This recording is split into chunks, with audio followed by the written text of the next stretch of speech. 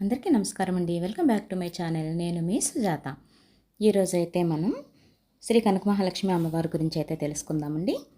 ఈ పేరు వినగానే మనకి విశాఖపట్నంలో బురుజుపేటలో స్వయంభువుగా వెలిసిన వనితల పాలిట కోరిన కోరికలు తీర్చే కొంగు బంగారంగా దేవతగా పిలువబడుతున్న ఎన్నో మహిమలు గల తల్లి శ్రీ కనకమహాలక్ష్మి అమ్మవారు అనమాట. ప్రతి ఒక్కరు హృదయంలో కూడా వెలుగుతూ ఉంటుంది. విశాఖలో సాగర్ తీరానికి సమీపంలో వన్ టౌన్గా పిలువబడే ప్రాంతంలో కొలువు తీరిన అమ్మవారు అనమాట శ్రీ కనకమహాలక్ష్మి అమ్మవారు.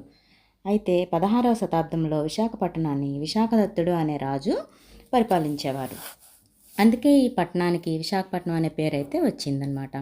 తర్వాత ఆంగ్లేయుల కాలంలో వాల్తేరని, ఇప్పుడైతే ప్రస్తుతం విశాఖపట్నం అని కూడా పిలుస్తున్నారు.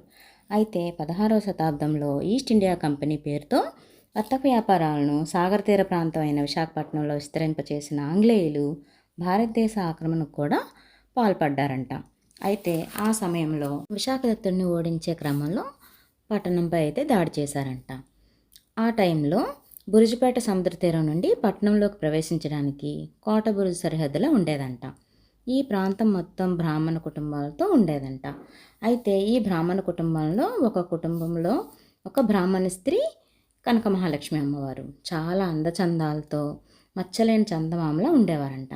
అయితే భారతదేశంలోని ఏ ప్రాంతంపై దండయాత్ర చేసినా అందమైన స్త్రీలను చెరపట్టి వారిని అపహరణ చేయడం అనేది అలవాటుగా చేసుకున్న బ్రిటిష్ సైనికులు ఒకసారి ఈ బురుజుపేటపై దండెత్తి కుల స్త్రీలను చెరపట్టడం మొదలుపెట్టారంట. ఆ సమయంలోనే అమ్మవారిని కూడా చేయి పట్టుకోగా అమ్మవారు తనను తాను కాపాడుకోవడానికని తన చేయి నరుక్కొని అక్కడ ఉన్న బావిలో దూకి తను చాలించారంట. అప్పటి నుండి ఈ ప్రాంతవాసులంతా కూడా కనకమహాలక్ష్మిని కారణజన్మరాలుగా భావించి గ్రామదేవతగా పూజించేవారంట. అయితే అమ్మవారు ఎందుకునో తెలియదు కానీ చాలా ఏళ్ళుగా ఆ బావిలోనే ఉండిపోయారంట. కొంతకాలం తర్వాత ఒక బ్రాహ్మణుడు కాశీ విశ్వనాథుని దర్శనార్థమని కాశీ దిశగా బయలుదేరాడంట. ఆ బ్రాహ్మణుడు అలా వెళ్తూ ఉండగా కనకమహాలక్ష్మి అమ్మవారు ఉన్న బావి దగ్గరికి వచ్చాడంట. ఆ బావిని చూడగానే బ్రాహ్మణుడు స్నానం చేసి బయలుదేరదామని అనుకున్నాడంట. అయితే ఆ బావి నీటిలో స్నానం చేసి సంధ్యావందనం చేసుకొని తిరిగి బయలుదేరుతుండగా అతనికి ఆ బావిలో నుండి ఒక మనుష్య భాషలో మాటలు వినిపించాయంట. ఏమనంటే, ఓ బ్రాహ్మణోత్తమ, కారణాంతరాల వలన చాలా కాలం నుండి నేను ఈ బావిలోనే దాగి ఉన్నాను.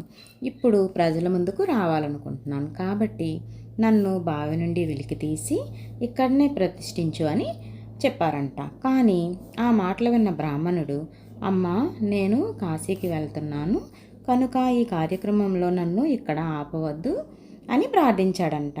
కానీ ఆమె ప్రార్థన వినలేదు.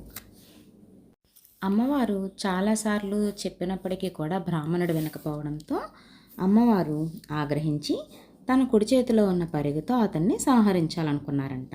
అయితే పరమశివుడు ఇదంతా గమనిస్తూ అమ్మవారి పరిగను వారించి ఆమెను శాంతపరిచి తరువాత శివుడు బ్రాహ్మణుడితో ఇలా చెప్పాడంట, అమ్మవారు కనకమహాలక్ష్మి రూపంలో అవతరించాలనుకుంటున్నారు కాబట్టి ఆమెను బావి నుంచి వెలికి తీసి ప్రతిష్ఠించమని పరమశివుడు బ్రాహ్మణుడితో చెప్పారంట.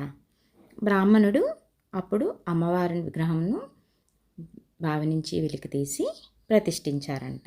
అప్పటి నుండి అమ్మవారు ఎండకు ఎండి వానకు తడిచి ప్రజలు పూజలను అందుకుంటున్నారంట. తర్వాత అమ్మవారి గుడిని ఎన్నోసార్లు కట్టాలని అనుకున్నారంట.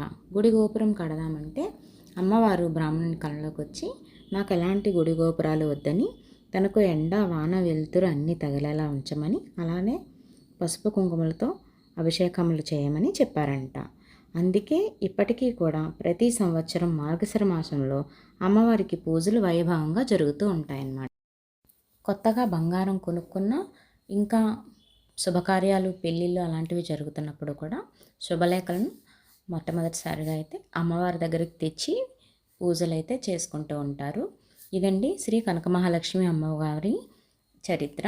అమ్మవారు చాలా మహిమగల అమ్మవారండి. మన కోరిన కోరికలు తీర్చే కల్పవల్లి. మార్గశిర మాసంలో అయితే టెంపుల్ డైలీ ఓపెన్లో ఉంటుందండి. నా వీడియో మీకు నచ్చిందా?